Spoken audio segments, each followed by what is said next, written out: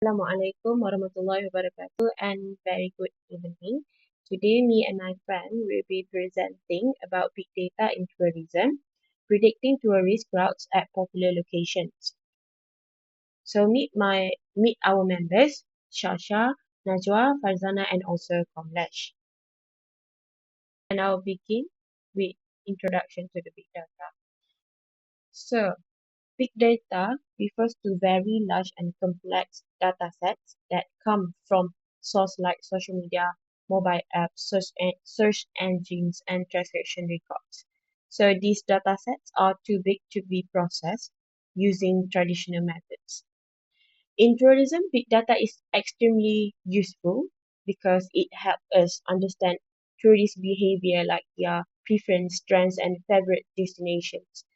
It also can predict tourist crowds so we can manage peak times, resources, and visitor flow more efficiently.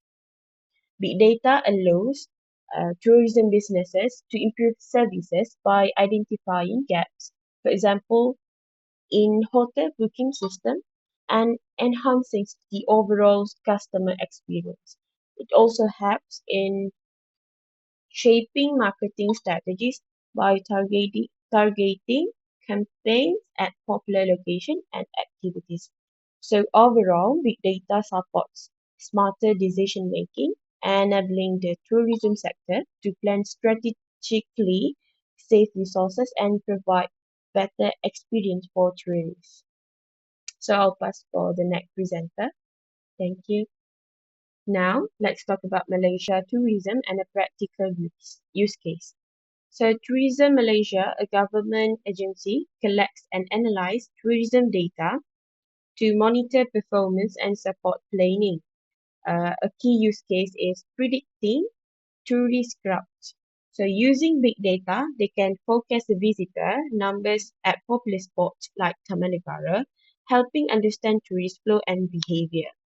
So the main goal is to allow proactive management, improve resource allocation, develop infrastructure, and enhance the tourist experience. By analyzing social media, search trends, reservation, search engine, and travel patterns, authorities can predict crowd spikes and prepare efficiently during peak periods or peak times like holiday. In short, big data helps Malaysia's tourism sector plan smarter and serve tourists better in the future. I'll pass for the next presenter. Thank you. Okay, thank you for my teammate. Okay, next is my turn. My name is Nur Shasha Christina Binti Muhammad Zalani. My metric number is S24B0405.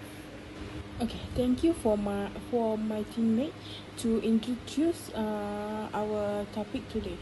Okay, next for my parts, I'm going to explain about data sources and characteristics. The Malaysian Tourism Dashboard works by pulling together information from several key places to get a complete picture of the tourism industry. The main sources are immigration checkpoints, which provide the core data on how many tourists arrive and where they come from. Next is the hotels and resort, which report on guest stay and nationalities. And the last one is bank and tourist survey, which help estimate how much money visitors are spending. Okay, next for the next slide is when we look at this data, it's a classic example of a big data because of the 5V. There is a huge volume of data from processing millions of tourists every year. The velocity is high because new data from airport and hotels come in constantly. The data has variety as it includes number, text, and financial figures. Variety is a challenge because ensuring all the data from thousands of sources is accurate and consistent is difficult. Finally, the entire process creates very big value by helping the government and businesses make smart decisions to improve the tourism sector. Hello, my name is Wani Rajwa. Now I will continue our slide with Big Data Ecosystem and Technologies.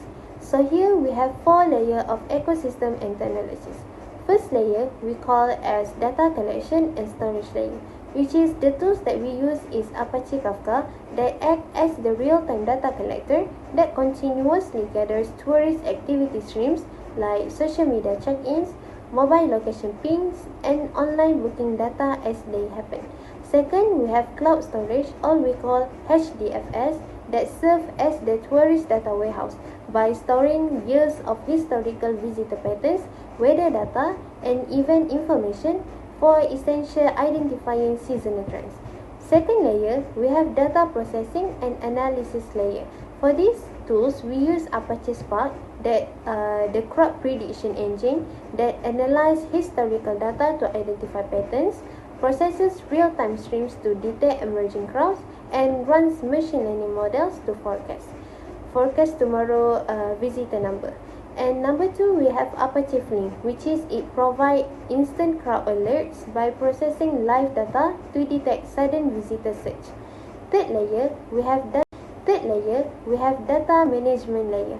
For this, we use two tools in this data management layer, which is NoSQL databases, which is it handles diverse tourist data formats like MongoDB. It stores social media posts and attraction information, and we use Cassandra that manage real-time visitor counts from sensor. And also we use Apache Hive to allow tourism analysis to query data using simple SQL question like show me the busiest attraction last month. And last layer, we use orchestration and deployment, which is cloud platforms. It provides scalable tourism intelligence. That also it can expand computing power during peak season to handle increased data load. And we use Apache Airflow, which is it automates the daily prediction routine. Like every morning, it will gather the fresh data, runs prediction models, and sends crowd forecasts to tourism managers.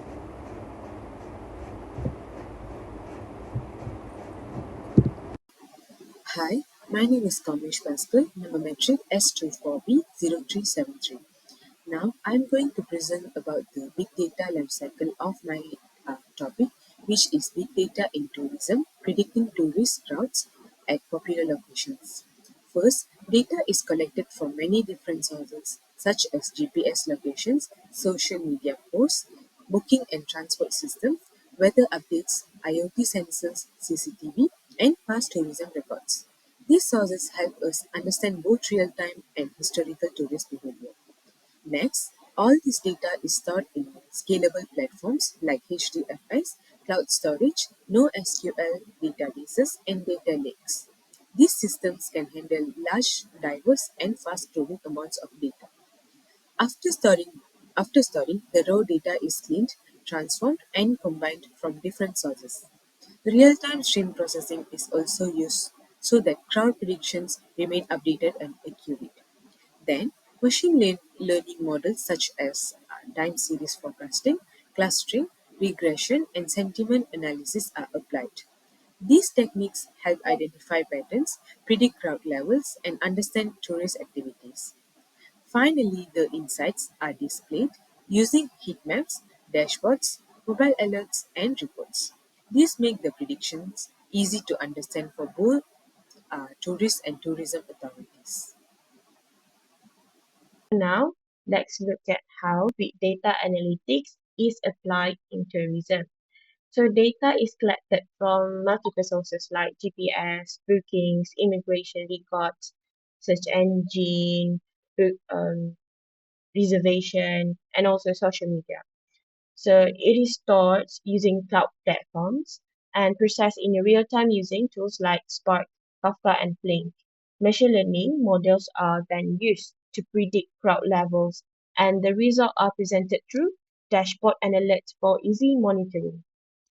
The benefits of this insight are significant. Accurate crowd predictions allow for better planning and efficient allocation of resources, including staff, transport, and facilities.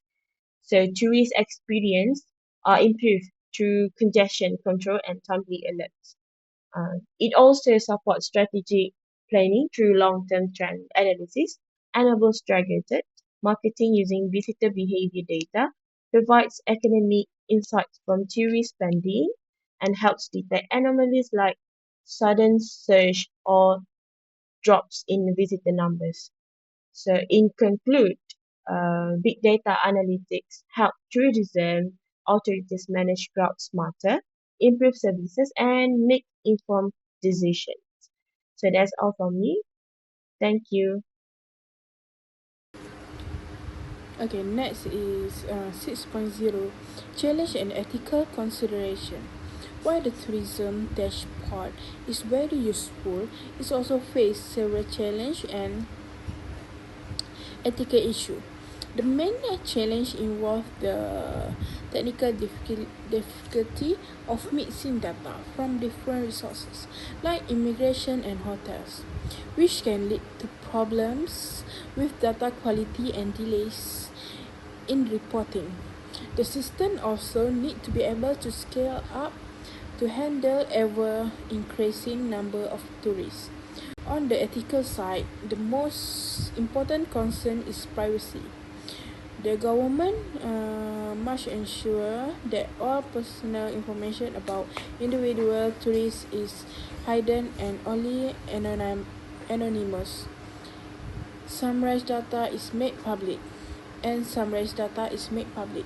Strong security measures are also needed to protect this sensitive data from hackers. There is also a risk of bias. For example, if data is mostly collected from luxury hotel, it might not accurately represent the behavior of all tourists, such as budget traveler. Because of this, having a clear rules and strong data governance is essential to use the information responsibly and maintain the public trust. The conclusion is we build a fully automated, scalable data pipeline that transforms raw tourism information to actionable predictions and real-time alerts for decision makers. And reflection, this project is demonstrated how mastering big data as 3Vs with purpose-built tools to create a powerful data to action pipeline for intelligent forecasting. That's all from our group. Thank you.